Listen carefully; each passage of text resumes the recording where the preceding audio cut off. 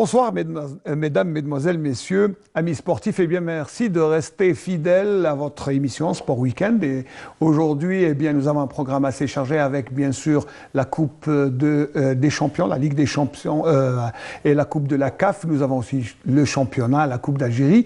Un riche programme pour notre invité qui nous a fait l'honneur et le privilège de venir passer cette émission avec nous à partir des studios de Constantine. J'ai cité Denis Lavanne, l'entraîneur du CS Constantine. Merci d'abord de répondre à l'invitation. Merci. Alors, on sait que c'est votre premier plateau télévision en Algérie, c'est ça? Oui, c'est ça. Merci pour cet honneur et de nous laisser ce privilège. Alors, juste avant de passer à la Coupe d'Afrique, parce que c'est l'actualité, nous allons parler bien sûr de ce fameux match contre le TP Mazembe avec bien sûr la venue des Congolais. Mais avant tout, alors le jingle de la Coupe d'Afrique et après on va revenir. Alors Denis Lavanne, d'abord au CSC, votre venue apporte, comme on dit chez nous, la baraka. Vous êtes à votre 7e victoire successive, chose qui arrive rarement pour le club. Quand on arrive comme ça, est-ce qu'on se dit qu'on va gagner, faire des résultats de cette manière? Non, on n'arrive jamais en se disant qu'on va gagner les matchs. Après, on se met au travail et puis on essaye de trouver les solutions pour arriver à améliorer l'équipe et faire en sorte de préparer les matchs pour tous les gagner. Parce que on joue tous les matchs pour les gagner. Maintenant, on n'est jamais sûr du résultat. Alors que vous êtes venu, petit inconnu pour nous les Algériens, parce que c'est votre première expérience en Algérie, même si avant de venir, vous avez quand même quelques contacts avec d'autres clubs algériens. Oui. C'était durant l'été, mais quand vous êtes venu, personne ne vous connaissait. Oui, mais bon, j'avais quand même joué avec le Coton Sport de Garoua. J'avais rencontré 2 fois la JSK, une fois Sétif en Champions League, et puis avec l'Étoile du Sahel, j'avais rencontré Béjaïa, toujours en Coupe africaine. Bon, j'ai été qualifié 3 fois sur 4, donc c'était déjà bien. Voilà, donc après, je pense que j'ai quand même un CV oui, bien sûr, assez fourni. Donc, même avec une impression de globe-trotter. Oui, vous savez, aujourd'hui, le métier d'entraîneur est un métier un peu instable. On est dépendant des résultats et c'est une époque différente aujourd'hui où, avec pas mal de pression, pas mal de pression financière, il faut que les clubs qui sont des sociétés aient des résultats, donc les entraîneurs sont les premiers fusibles. Alors, premier fusible, mais là, quand vous êtes arrivé, le club était quand même, on va dire, au creux de la vague, problème de résultats, ça ne marchait pas, le club n'arrivait pas à gagner, puis il était engagé sur plusieurs fronts. Par quoi on commence quand on trouve un club dans cet état? On essaye de redonner confiance aux joueurs et puis on essaye de comprendre un peu comment fonctionne le club. On essaye d'étudier les profils des joueurs et de trouver la meilleure composition possible. Vous savez, une équipe, c'est un puzzle. Il faut arriver à trouver les bons éléments qui s'assemblent ensemble et qui peuvent faire une équipe performante. Vous avez trouvé ça rapidement, on va dire, parce que les résultats ont suivi rapidement. Oui, je pense quand même, il y avait quand même un groupe de qualité qui était le champion d'Algérie sortant, donc les joueurs n'avaient pas perdu toute leur qualité. Bon, après, pourquoi tout d'un coup il y a eu ce déclic et tout, on ne peut pas toujours tout expliquer au football. Maintenant, c'est sûr que les garçons ont pris confiance, et ils sont à l'écoute de ce que je leur demande, ils adhèrent bien au message et au projet de jeu. Donc on avance et on espère qu'on va avancer le plus longtemps possible comme ça. Alors votre premier match avec le CSC, c'était un match quand même assez délicat, mais vous l'avez gagné, c'est vrai, courte victoire, mais précieuse, qui après vous a permis de travailler avec beaucoup plus de sérénité. Alors le premier match, ça s'est joué à très peu, mais vous étiez très satisfait du rendement de vos joueurs. Oui, je pense qu'on avait fait un gros match, et je pense que l'arbitrage ne nous avait pas aidé parce que je pense qu'on avait peut-être 1 voire 2 pénaltys qui n'ont pas été sifflés, puis ils nous avaient refusé 2 buts. Deux buts refusés. Mais bon, on avait fait, je pense, un très bon match et les garçons avaient bien appliqué le projet de jeu que je leur avais présenté. Donc c'était de bon augure. Et en même temps, j'ai senti qu'il y avait une osmose dans l'équipe, dans le groupe. Donc tout ça, ça enclencher. Et après, vous savez, le football, c'est aussi une question de confiance. Des fois, il suffit d'une victoire. Oui, une victoire et tout vient. Voilà. Alors, cette qualification historique pour le club constantinois, c'est la première fois qu'il se retrouve en phase des poules, la Champions League. Et là, le CSC commence par une victoire à un moment où ça a basculé aussi. Penalty que rataient les Tunisiens. Et puis après, bon... Oui, bon, ben ça, c'est le football. Hein. Certains se demandaient quel est le secret de cette touche qui a fait que ça... Ouais, vous savez, avant tout, c'est le talent des joueurs. Bon, c'est les joueurs qui sont sur le terrain, c'est eux qui marquent les buts ou ne les marquent pas, qui les encaissent ou ne les encaissent pas. Donc avant tout, c'est eux qui font les efforts, c'est eux qui courent. Donc il y a déjà ce talent-là. Puis après, bon, il y a, à côté, il y a du travail, il y a certaines compétences. Et puis, et aujourd'hui, vous savez, les résultats, c'est cyclique. Et puis, je dirais, les victoires appellent les victoires. Voilà, ça s'ensuit, ça se suit. Et puis, puis les garçons prennent confiance. Et puis voilà, bon, il y a une osmose qui s'est créée. Il y a un groupe qui vit bien ensemble. Donc, et puis, il y a un certain talent au niveau des joueurs. Alors, vous avez été impressionné en Tunisie, à Sousse, par d'abord le public qui s'est déplacé quand même en masse. Oui, c'est pas courant. Hein. C'est pas courant. Non, même en Afrique. Oui, non, c'est pas courant. Bon, là, ça montre tout l'amour des Constantinois pour leur équipe. Et donc, c'est une précieuse aide pour l'équipe, pour les joueurs, parce que ça les a vraiment galvanisés et ça les a poussés à se surpasser pour remporter ce match. Alors demain, on va dire pas demain, samedi, ça va être un sérieux client, le tout-puissant Mazembe. Vous connaissez, vous avez rencontré déjà le tout-puissant Mazembe? Oui, j'ai rencontré le tout-puissant Mazembe avec Cotonsport. Les scores on avait gagné 1-0, c'était un match de poule. On avait gagné, c'était le premier match de poule de Cotonsport. Et donc on avait gagné 1-0 à domicile. On avait perdu 2-0 là-bas, mais on s'était qualifié pour les demi-finales, parce qu'à l'époque c'était les poules. Il y avait deux. Maintenant, c'est les quarts de finale. Voilà. Avant, on se qualifie directement pour les demi-finales. Alors, je reviens, sérieux client, tout-puissant Mazembe, quintuple vainqueur de la Ligue des Champions. Bon, on passe à un 16 titres au Congo. C'est une carte de visite impressionnante. Oui, c'est un des gros clubs africains. Maintenant, on les respecte, mais on ne les craint pas, parce que on sait qu'on a nos qualités et qu'on peut, si on garde l'état d'esprit que l'on a, la dynamique que l'on a, avec l'appui du public, on peut bousculer cette équipe. Alors l'appui du public, vous savez, le TP Mazembe a l'habitude d'évoluer avec, on va dire, une adversité aussi. Oui, mais le public va pousser nos joueurs, et c'est surtout sur ce plan-là. C'est pas pour impressionner le tout-puissant Mazembe, mais c'est surtout pour galvaniser les joueurs à se surpasser pour aller chercher la victoire. Alors, moi, je me suis rendu à l'aéroport de Constantine hier pour accueillir les amis du tout-puissant Mazembe. Et on en a profité pour prendre quelques images et aussi quelques impressions. Je vous demande de les suivre. Après, on va voir quelle sera votre réaction.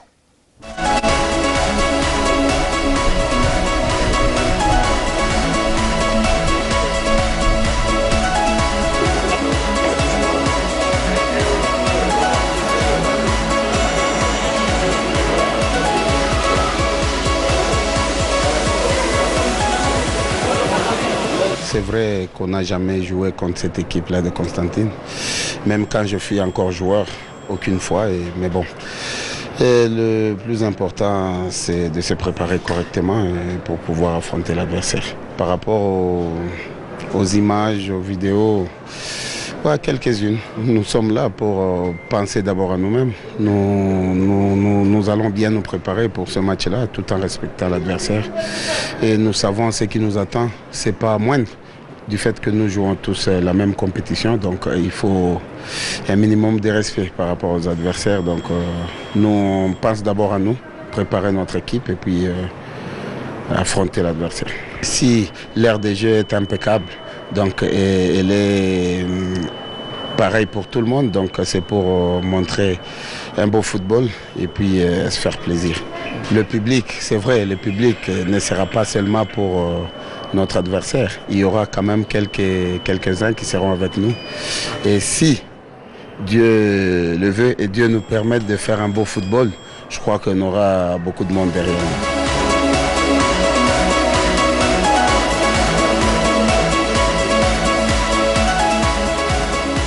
quand vous parvenez à battre l'Espérance de Tunis à Rades, c'est que vous faites tenir le coup partout ailleurs. Ou quand vous tenez un échec halali au stade du Caire, il y a moyen de faire mieux qu'ailleurs. Donc on est habitué, on est à l'extérieur, on va jouer contre l'adversaire, contre ses supporters, et même les arbitres, on les met dans le camp de l'adversaire. Donc c'est comme ça qu'on se prépare. Et l'objectif est de prendre les 3 points de la victoire dès le match de la deuxième journée et être sûr de terminer en tête pour le reste de la compétition.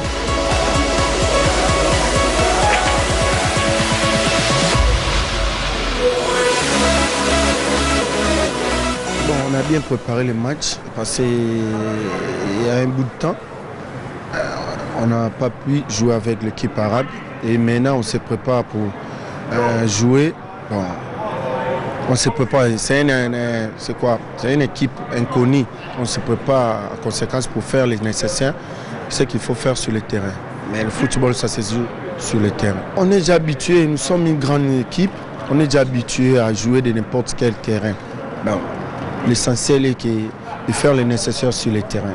Il y aura 60 000 supporters, vous savez, c'est un stade qui sera archi plein. Vous avez aussi l'habitude de ça? Oui, on est déjà habitué. Nous sommes des joueurs expérimentés d'une grande équipe. On est déjà habitué avec des supporters, même 100 000, même 200 000. On connaît comment gérer les matchs. Voilà, donc on sent bien que le TP Mazembe vient en conquérant et non pas en victime, attention. Bah oui, mais bon, c'est normal, c'est un gros club africain, donc c'est vrai qu'ils ont l'habitude de ces joutes, ils ont l'habitude de l'atmosphère des grands matchs. Maintenant, bon, comme ils disent, on verra sur le terrain. Alors, d'un point de vue technique, déjà le gardien titulaire, l'Ivoirien manque parce qu'il a été expulsé. Donc, il y a, je crois, aussi un autre joueur qui est blessé. Donc, on va dire qu'il y a peu de chance. Peu de chance. Bah, bien sûr, au football, vous savez, quand vous commencez, c'est 11 joueurs contre 11 joueurs, il y a un ballon, 3 arbitres, 7 remplaçants de chaque côté. Après, c'est la meilleure équipe qui le remporte. Voilà, donc pas de pronostic pour demain, mais... Non, pas de pronostic, pour samedi plutôt. Mais bon, non, on sera prêt. Allez, je vous laisse vous reposer un peu. On va bien sûr on va rester dans la Coupe d'Afrique, mais en Coupe de la Confédération, avec nos amis du Nasr de Houssine qui, eux, souffrent un peu après la défaite 4-1 face à l'USMA d'Alger. Bien, ils ont eu du mal quand même à préparer cette rencontre qui va se dérouler au stade du 5 juillet, le match retour contre l'Ahli Belghazi de Tripoli. On va dire que ça va être un peu difficile, c'est délicat, et notre ami Hakim Tchourout s'est rendu à l'entraînement pour essayer de recueillir les impressions. Le Nasr Houssine Dey a repris le chemin des entraînements pour préparer son match retour des 16e de finale bis de la Coupe de la Confédération africaine face au Ahli de Benghazi. Défait 1-0 au match aller, les 100 et or sont plus que jamais décidés à se racheter et à composter leurs billets pour la phase de poule. Le match de l'USMA, on peut l'attraper en championnat, il nous reste 13 matchs. Mais le match du Ahli, c'est un match qu'il faut le gagner par tous les moyens, surtout les moyens techniques, afin d'assurer un des objectifs du club qui est rentré dans les groupes. Bon, pour le moment, nous, joueurs et staff, le match du USMA, on l'a oublié. On est en train d'entrer directement dans le match du Ahli.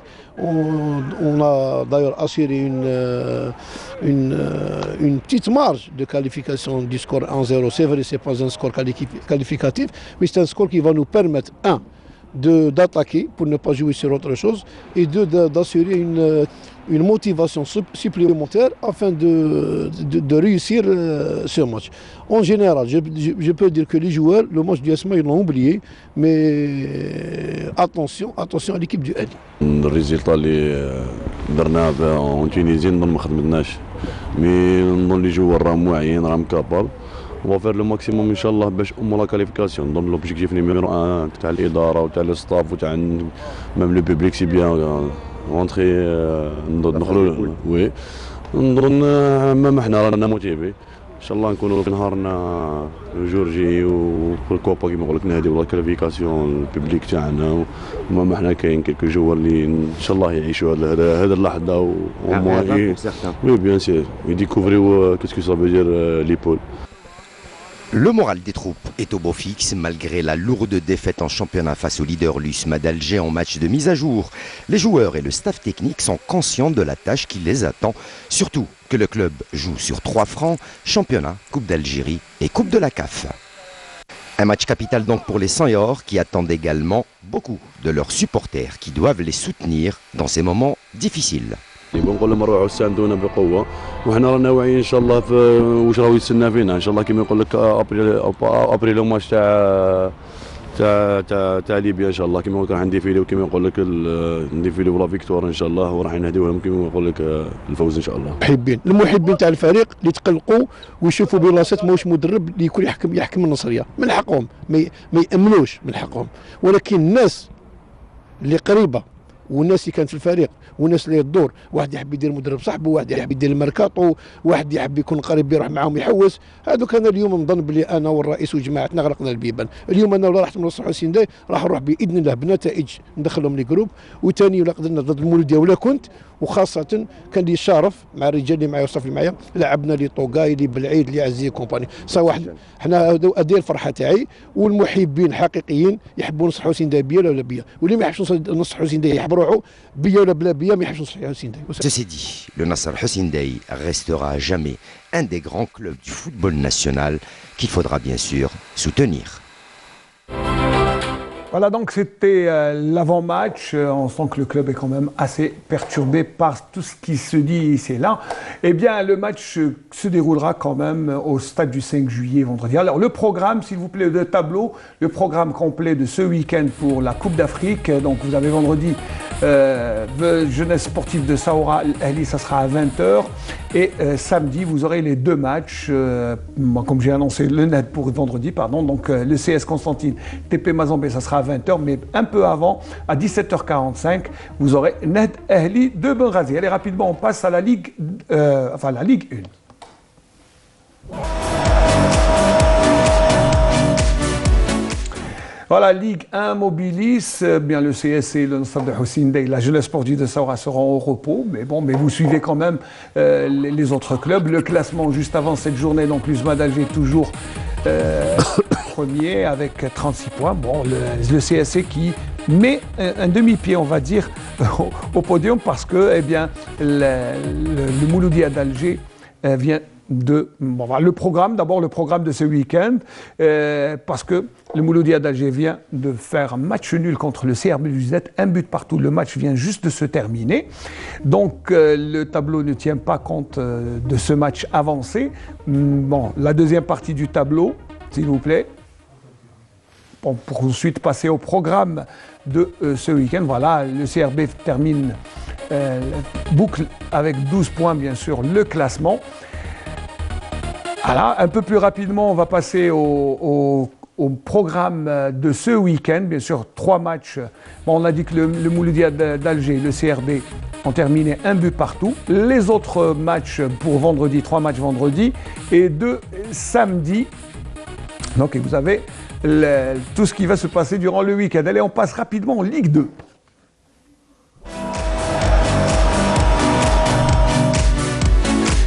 Vous suivez la Ligue 2, vous avez encore le temps? Pas encore. Pas encore, non.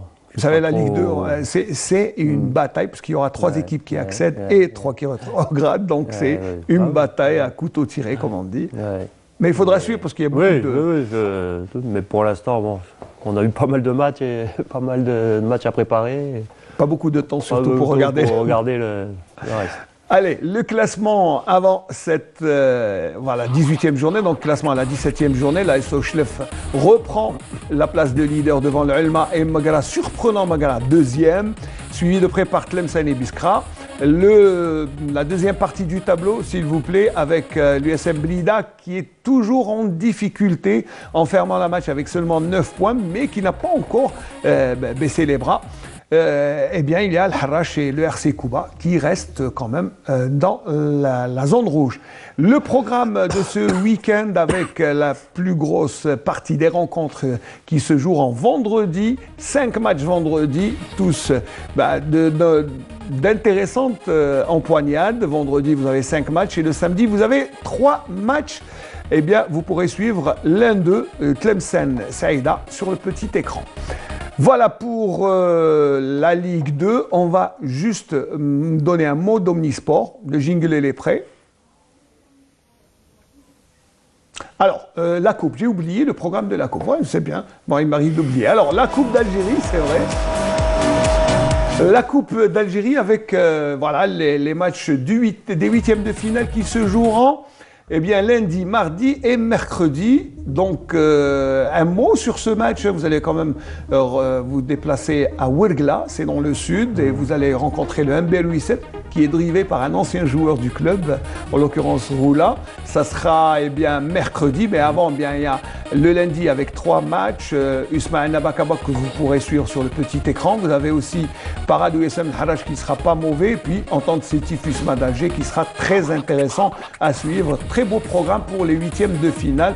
Aussi le derby algérois, Nasr de Hussein Dey, Mouloudia d'Alger, et la dernière rencontre se jouera le mardi 29 janvier avec Mouloudia d'Oran, MC Magra. Mais un mot sur ce match contre 8-7. Tu m'attends à un match difficile parce que bon, c'est une équipe qui est déjà qualifiée pour les huitièmes de finale, donc ça veut dire qu'ils ont quand même qualité, et puis seront très motivés, ils n'auront rien à perdre. Donc c'est toujours rien. Donc ils peuvent faire qu'une chose, c'est l'exploit en battant Constantine. Donc ça sera un match difficile. On verra. Déjà on va se concentrer sur le tout puissant Mazembe et puis on prend les matchs comme ils arrivent. Alors en tant qu'entraîneur, vous avez quand même une petite expérience en coupe. Vous savez que la coupe, aucune équipe de Constantine n'a remporté la coupe de toute l'histoire de la Coupe d'Algérie. Aucune. Ouais. Donc peut-être vous avez une certaine pression maintenant, parce que peut-être vous serez le premier entraîneur à remporter une coupe. Ça serait bien. J'ai déjà gagné la Coupe de Tunisie, j'ai gagné la Coupe du Cameroun 3 fois et la Coupe de Tunisie 1 fois. Donc ça serait bien. Même si la coupe n'est pas obligatoirement un objectif, hein, on y va un peu. Oui, mais bon, c'est toujours un trophée et c'est toujours bien de gagner des trophées. Très bien. Allez, vous allez rassurer quand même quelques supporters qui veulent la coupe. Allez, on passe juste un mot d'Omnisport. Allez, l'Omnisport, est-ce qu'il est prêt ?